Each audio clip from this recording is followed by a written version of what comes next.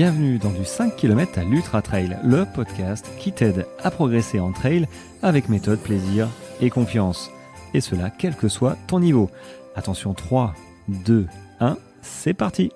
Et bienvenue dans ce nouvel épisode du 5 km à l'Ultra Trail, le 19e épisode, la 19e capsule du calendrier de l'Avent.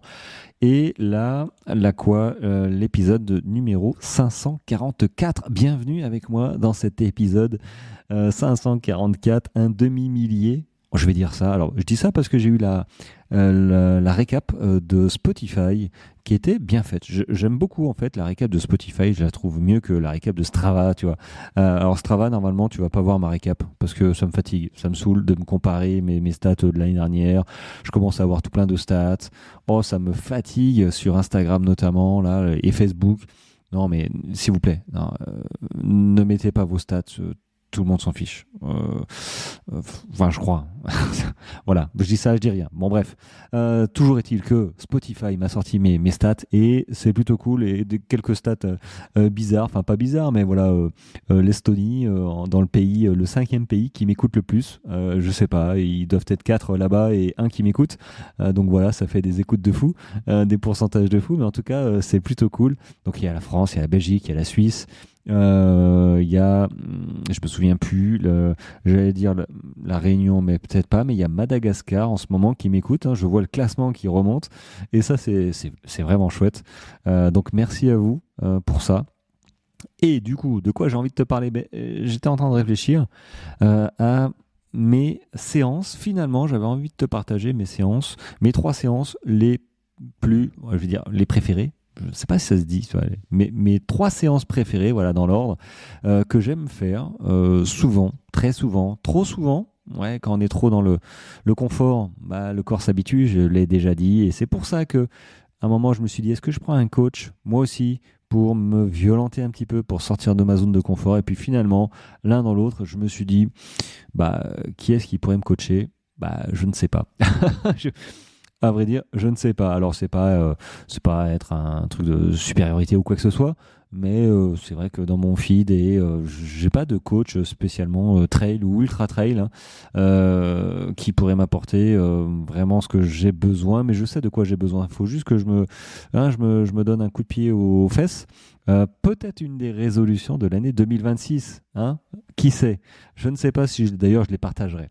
Je ne sais pas, mais ça fera certainement partie de résolutions non dites, voilà, pour cette année 2026. Mais j'avais envie de te partager mes 3 séances préférées. Il n'y a pas de surprise si tu m'écoutes depuis longtemps. Je ne suis pas adepte et je l'ai encore dit là, il y a une demi-heure, j'étais avec une nouvelle coachée, Claire, qui m'écoute, peut-être qui se reconnaîtra. Je lui dis, écoute, moi, mon coaching, c'est pas de te donner 3 fois 3000 à faire à 5 minutes 25 du kilomètre, absolument pas. Et je crois que je lui ai dit, ça me fait vomir. Donc non, mes séances ne sont pas basées là-dessus. Clairement, non. Je sais pas d'entraînement sur route. Après, je comprends le principe comme ça, hein, parce que moi aussi, je me suis entraîné à faire ça. Parce que sur route, oui, tu suis une allure, t'as pas une caillasse qui viendra t'emmerder en descente ou en montée. D'ailleurs, les descentes et montées, elles sont plutôt lisses. Hein, il n'y a pas de souci. La météo, c'est chiant, mais bon, tu passes pas des heures non plus. Sauf si tu fais un 100 km. Mais généralement, les 100 km, c'est sur piste où tu tournes autour d'un stade. Les 24 heures d'Albi, par exemple, ce genre de choses. Donc voilà, ce genre de séances, on les oublie. Donc, mes séances préférées ne sont pas celles-là. Mes séances préférées, je vais commencer par la première, les amis. La première est l'endurance fondamentale. Ben oui, l'endurance fondamentale. Quand tu y as goûté et que tu vois les bénéfices, surtout quand tu commences à faire du long, même du 40. Alors avant c'est obligé aussi 30, 20, hein, il faut faire. Mais c'est vrai que plus tu fais du long, plus l'endurance fondamentale a son importance et tu constates les bénéfices. Quand moi je suis capable de courir au bout de 100 bornes, je suis pas magicien, comme je l'ai déjà dit plusieurs fois, c'est juste que j'ai développé les bonnes adaptations physiologiques, musculaires, qui me font encore être capable de courir au bout de 100 bornes, au bout de 200. au bout de 300, cette année, j'ai pas atteint les 300, mais j'étais quand même capable de courir. J'ai eu plus de mal en descente parce que, je me suis fait une périostite. Et la périostite, dans les descentes, ça va pas du tout. Ça va pas du tout. Périostite tibiale, voilà, dès que j'ai étiré en fait la flexion en avant, de mémoire, de souvenir, tu vois, j'en grimace encore. Ça fait absolument pas du bien. Il m'a fallu quasiment 2 mois pour réellement m'en remettre de cette périostite. Donc là, ça va beaucoup mieux. Ça fait 3 mois et demi, c'est passé. Mais c'est vrai que dans les souvenirs, ça coince. Et donc, l'endurance fondamentale, l'aisance respiratoire, et non pas version footing comme si t'étais, je sais pas, j'en ai parlé encore avec Claire à l'instant, mais oui, club de running. Club de running, t'es rarement en EF. Même quand tu pars cool avec quelqu'un, en fait, on n'est jamais trop... C'est rare qu'on ait la même EF tous. Ceci étant dit, si tu cours avec une personne qui est clairement plus lente que toi, c'est à toi de t'adapter à cette personne.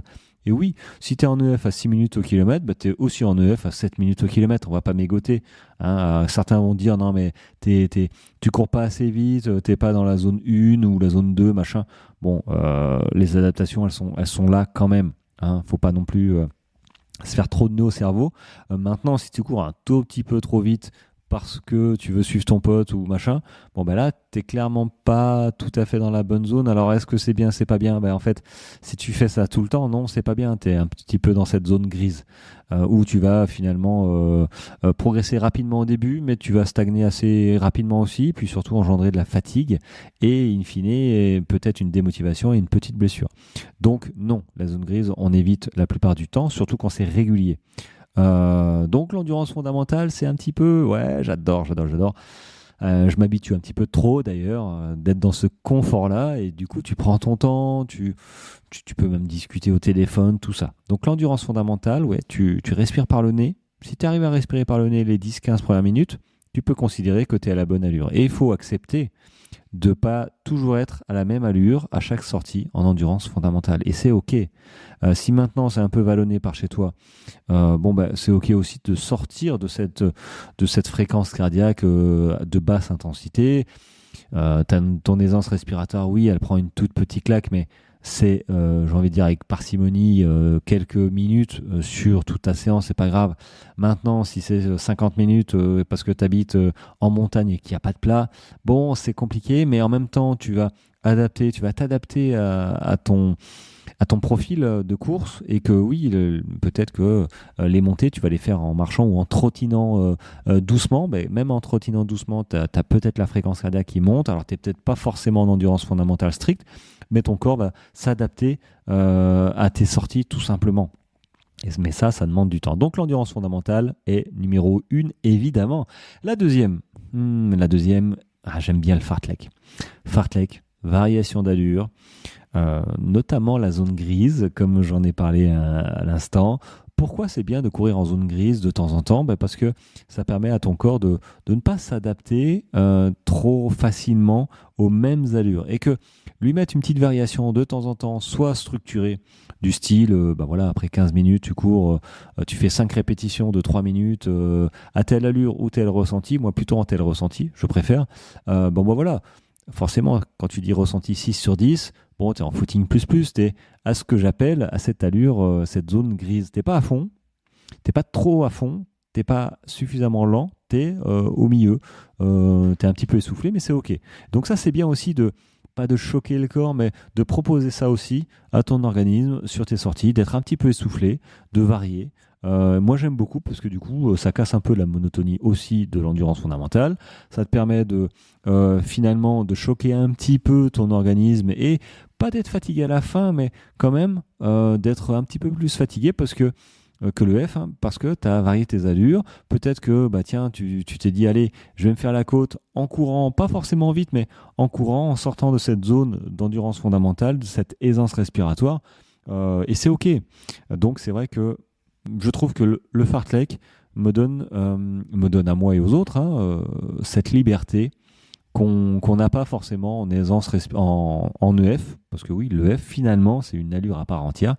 Donc le fartlek me permet d'être en EF si je suis pas en forme, d'envoyer un petit peu si je suis en forme, voilà, de varier. Le tout c'est de faire attention à ne pas envoyer trop sur toute la séance, trop souvent, trop longtemps.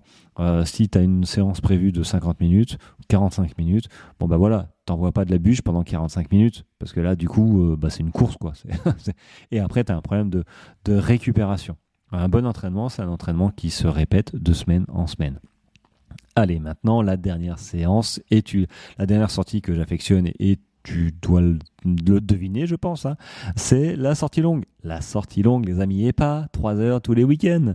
Même si potentiellement, ce serait OK pour moi de courir 3 heures toutes les semaines. Est-ce que j'ai envie ? Non, j'ai pas envie de courir moi 3 heures toutes les semaines, je pense. Peut-être en phase, quand je suis en phase, pas de reprise justement, mais de plein entraînement, c'est plutôt cool parce qu'on est en forme. Donc là, il faut se freiner un petit peu. Mais là, à l'heure actuelle, je suis pas spécialement en forme et la sortie longue me permet de développer mon endurance, de courir cool parce que les sorties longues, généralement, sont faites pour être cool, sont faites pour être OK le lendemain, de recourir, de continuer l'entraînement. Maintenant, il y en a qui sont OK avec des variations, 3 fois 10 minutes, un petit peu plus pushy en version course, mais globalement, les sorties longues sont faites pour pousser ton endurance et pas te fatiguer outre mesure. Je parle pas de week-end shock, je parle pas de sorties longues de 4-5 heures, je parle de sorties longues qui vont de 1h30 à 3 heures. OK, maintenant 4 heures, tu as le droit d'être fatigué un petit peu quand même, hein. Même 3 heures, suivant ton niveau, c'est OK. Moi, je sais que 3 heures, j'ai un peu tiré la patte il y a 2-3 semaines. Là, celle-là, la semaine dernière, ça a été quand même beaucoup mieux. Donc voilà, il faut laisser le temps à ton corps de progresser en termes d'endurance globale et pas de vouloir y aller trop vite, trop fort. Donc la sortie longue, c'est un bonus qui est essentiel pour apprendre à courir des heures et des heures. Mais toute seule, ça ne suffit pas. Comme l'endurance fondamentale tout seul, ça ne suffirait certainement pas, parce que il y a quand même des barrières horaires à respecter. Il faut développer quand même certaines adaptations, compétences pour être capable de courir au bout de 2, 3, 4, 5 heures, 10 heures, 20 heures. Il faut développer ça, et ça se fait pas en claquant des doigts. Donc oui, il y a peut-être la 4e séance que j'aime bien, c'est la séance de côte longue. Voilà. Côte courte, c'est compliqué, c'est dur. Côte longue, j'aime bien moi les côtes longues où finalement l'effort est relativement maîtrisé. Mon cardio s'emballe pas, mais par contre, ça me fait courir 3, 5, peut-être 10 minutes sur une légère pente, légère ou une pente, mais pas vite, et du coup, ça me fait fonctionner les mollets, le cardio, l'endurance musculaire. Je prends ça comme ça, et c'est plutôt cool. Puis après, tu fais une bonne descente où tu envoies de la bûche pour casser un peu de fibre, entre guillemets, et hop, tu repars. C'est pas mal. C'est vrai que, allez, une 4e séance bonus, celle-là, j'aime bien. Donc, tu vois que associer ces 4 séances de manière, on va dire, intelligente et régulière, progressive aussi évidemment, ça t'amène à potentiellement réussir ta course, parce que c'est bien ça qu'on veut. C'est pas être capable de courir toutes les semaines et puis d'arriver éclaté sur tes courses. Ce que tu vas retenir, c'est que tu as loupé ton entraînement, ta prépa, et tu as raté ta course. Alors que, pas forcément, mais il faut savoir se raisonner et se construire, se réfléchir ces semaines d'entraînement, et pas y aller la fleur au fusil, parce que si tu n'as pas réfléchi à tes prochaines séances, à tes prochaines semaines, tu vas y aller un petit peu trop au feeling. Et comment tu vas réussir à gérer ta charge d'entraînement si tu vas toujours un peu trop au feeling, se raisonner, ça passe aussi par suivre des plans d'entraînement, mais oui, suivre des lignes directrices. Et c'est ce que je propose d'ailleurs sur mon offre de Noël, ces plans d'entraînement valables jusqu'à 6 mois d'entraînement qui prennent en compte tes futures courses. Tes futures courses. Et si ta course majeure, c'est au mois de septembre, ton plan débutera en février ou mars. Et c'est OK. Mais du coup, tu auras des séances progressives adaptées à tes objectifs intermédiaires, parce que ça aussi, les objectifs intermédiaires sont presque plus important que ton objectif final, parce qu'ils peuvent réellement soit te bonifier, mais au contraire te tirer une balle dans le pied parce que l'objectif est peut-être un peu too much ou mal adapté. Donc ça aussi on en parle, mais c'est vrai que les plans d'entraînement que je propose, je trouve ça cool, parce que ça peut réellement te servir. Et il y a quelques jours j'en avais dit, tiens, il y en a 15 dispo, il n'en reste plus que 6. Donc j'ai envie de dire, dépêche-toi si ça t'intéresse. C'est jusqu'au 31, mais si les 6 sont partis, il n'y en aura plus. Voilà, je retirerai l'offre. Il ne sera plus disponible pour l'année prochaine, tout du moins en janvier-février. Donc ne tarde pas, je mets le lien aussi dans la description de cet épisode. Il y aura des audios, il y a des visios aussi avant course, tu auras les séances sur ta montre.